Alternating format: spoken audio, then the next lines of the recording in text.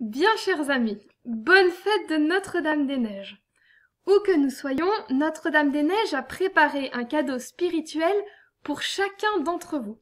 Alors aujourd'hui, ouvrons grand notre cœur pour les recevoir, en n'oubliant pas de beaucoup remercier la Sainte Vierge pour toutes les protections et toutes les grâces dont elle nous a déjà comblés. Alors, nous voici de nouveau réunis pour ouvrir la fameuse boîte à questions. Et il y en a des questions ce mois-ci. Je ne pourrai pas répondre à toutes en une seule fois, mais je compte bien sur le frère ou la sœur du mois prochain pour continuer à essayer d'éclairer notre lanterne. Alors, commençons par compléter la réponse de la dernière question du mois dernier. Je ne sais pas si vous vous en rappelez. Comment avez-vous été appelée à devenir prêtre ou religieuse? Alors, un frère religieux a répondu le mois dernier, et je vais, en tant que religieuse, dire aussi quelques mots. Alors tout d'abord, oui, il s'agit bien d'un appel de Dieu que nous comprenons très clairement dans notre cœur. Mais comme nous sommes tous différents, et que nous avons des histoires personnelles très différentes, un tempérament très différent, eh bien Dieu n'appelle pas tout le monde de la même façon. Pour certains, c'est tout d'un coup. Pour d'autres, cela doit mûrir longtemps. Voilà.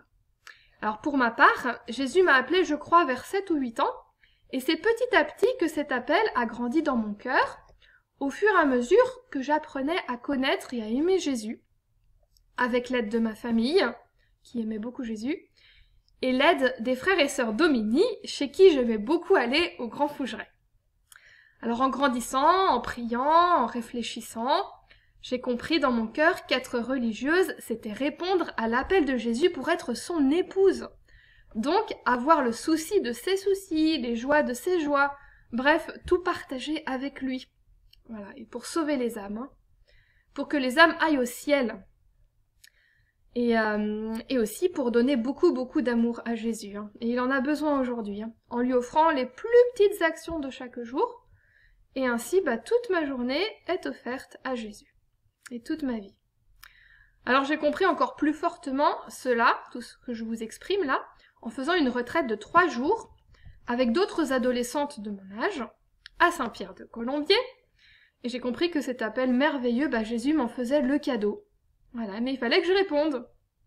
Et j'ai dit oui, de tout mon cœur, pour ce mariage, pour cette alliance avec Jésus pour l'éternité. Voilà. Et ensuite, j'en ai parlé à notre père fondateur que j'ai eu la grande grâce de connaître, hein, le père Dorn, et à mère Madeleine. Ils ont prié, ils ont réfléchi, et ils m'ont accueilli à ma grande joie dans notre famille missionnaire de Notre-Dame. Alors vous voyez, chers amis, c'est très important, hein, dès maintenant, de demander à Jésus ce qu'il désire pour vous. Voilà. Quelle mission il veut vous confier. Parce que Jésus veut notre plus grand bonheur, et il ne déçoit pas. Et il désire aussi que nous participions chacun à notre place à cette grande œuvre du salut des âmes. Et c'est dans la prière, en demandant conseil à des gens priants, et en s'entraînant à ressembler à Jésus et à Notre-Dame-des-Neiges, dans toutes les petites choses de notre vie, que Jésus nous guide petit à petit et nous aide à comprendre les désirs de son cœur pour nous, soit dans le mariage, ou pour être prêtre, ou religieuse, sœur, ou religieux, frère. Voilà. Alors, une deuxième question maintenant. Pourquoi Dieu nous a-t-il créés? Alors c'est vrai, Dieu est Dieu. Il est parfait. Il n'a besoin de rien pour être plus heureux, car il est le bonheur parfait et infini. Il n'a besoin de rien pour être plus intelligent, car il est l'intelligence parfaite et infinie. Il n'a besoin de rien pour augmenter son amour, car il est l'amour parfait et infini, etc., etc. On pourrait continuer longtemps comme ça, avec toutes les qualités. Eh bien, cela nous montre que si Dieu nous a créés, eh bien c'est tout simplement librement et par amour, avec un grand A.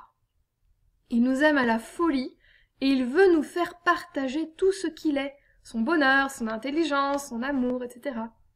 Et c'est ce que nous vivrons au ciel. Et au ciel, nous remercierons Dieu pour toujours et avec beaucoup de joie et beaucoup d'amour pour tous ces cadeaux qu'il nous donne, gratuitement, comme ça. Voilà. Alors du coup, on va répondre à la question de l'un d'entre vous. Comment voir Jésus? C'est vrai qu'on aimerait bien le voir, hein. En fait, c'est au ciel que nous verrons Jésus et que nous verrons Dieu face à face. Car saint Paul le dit, nous serons alors purifiés pour pouvoir le voir tel qu'il est. Mais en attendant, parce qu'on est sur la terre là, en attendant, nous pouvons quand même le voir sur la terre. Mais nous avons besoin de la foi que Dieu nous donne. Alors, on peut le voir en lisant l'évangile, parce que l'évangile a été écrit par des personnes qui, pour le coup, ont vu Jésus agir, prier, aimer, souffrir et ressusciter. Ils l'ont entendu parler. Notre père fondateur, par exemple, à 12 ans, il avait déjà lu tout l'évangile. Voilà. Il est devenu un passionné d'amour de Jésus. On peut aussi voir Jésus dans les autres, parce que Jésus l'a dit lui-même, ce que vous avez fait à l'un de ces plus petits d'entre mes frères, c'est à moi que vous l'avez fait. Voilà. Et surtout, nous pouvons voir Jésus dans l'Eucharistie, sous les apparences de l'hostie consacrée à la messe. Jésus est vraiment là, présent en personne, et nous pouvons vraiment le rencontrer pour de vrai, même si on ne voit pas son visage, même si on n'entend pas sa voix avec nos oreilles. Et d'ailleurs, un petit Marseillais a posé une question à ce sujet, alors c'est l'occasion d'y répondre. Alors nous disons que Jésus est réellement présent sous l'apparence de l'hostie consacrée à la messe, pour dire qu'il est là en personne. Voilà. Il n'y a plus de pain, l'hostie n'est plus du pain, c'est Jésus qui se trouve là devant nous, même si ce que l'on voit avec nos yeux garde les apparences du pain. C'est ça qui est difficile pour nous.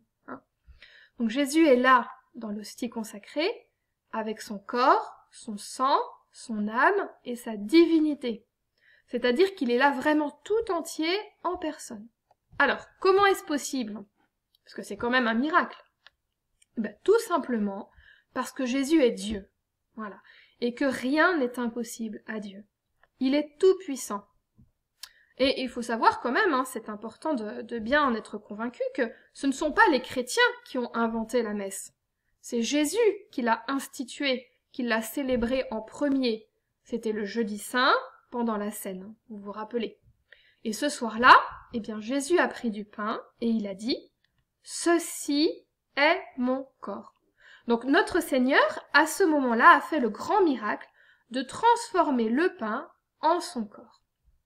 Jésus est tout puissant, donc il peut faire un miracle. Jésus dit toujours la vérité, donc s'il dit que c'est son corps, c'est son corps. Voilà.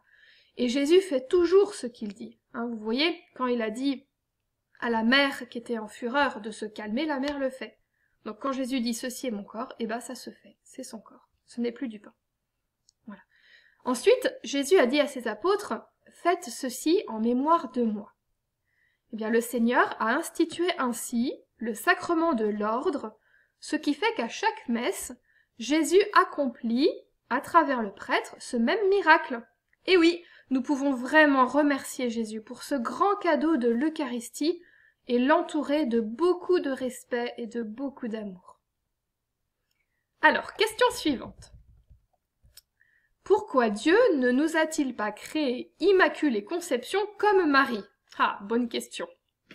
C'est vrai que Marie est effectivement la seule personne humaine à avoir eu un cœur infiniment pur, préservé de toute trace du péché originel, et à avoir gardé ce cœur toujours pur, en disant toujours oui à Dieu.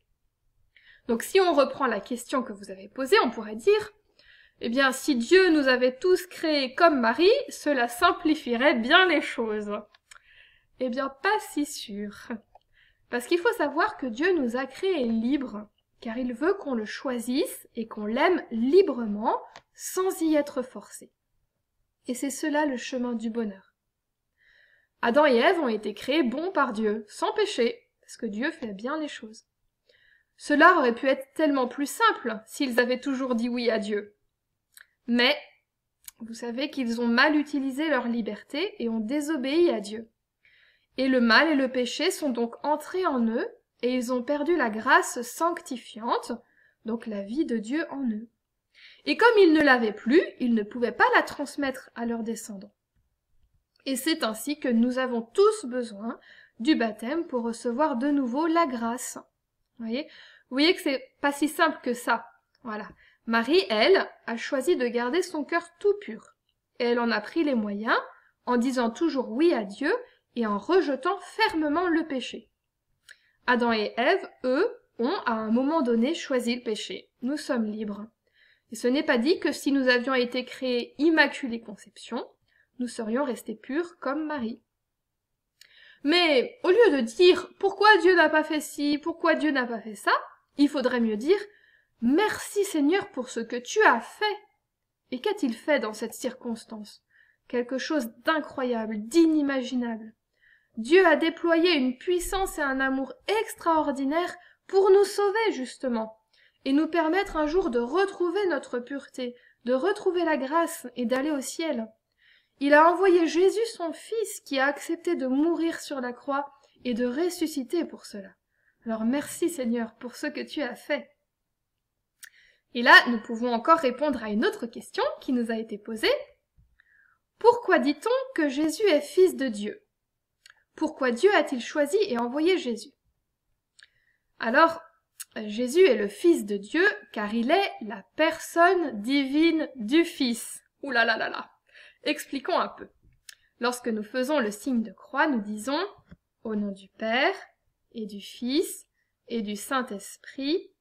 Amen ». Nous proclamons notre foi en un seul Dieu, en 3 personnes. C'est le mystère de la Sainte Trinité. C'est un peu comme si on prenait 3 allumettes, alors c'est une image bien sûr, Dieu est plus grand que cela, et vous voyez il y a bien 3 allumettes distinctes, donc on pourrait dire le Père, le Fils et le Saint-Esprit, mais si je les craque ensemble, combien va-t-il y avoir de flammes? Une seule, voilà. Un seul Dieu en 3 personnes, une seule intelligence, une seule volonté, un seul amour qui partagent en commun. Voilà, un seul Dieu en 3 personnes.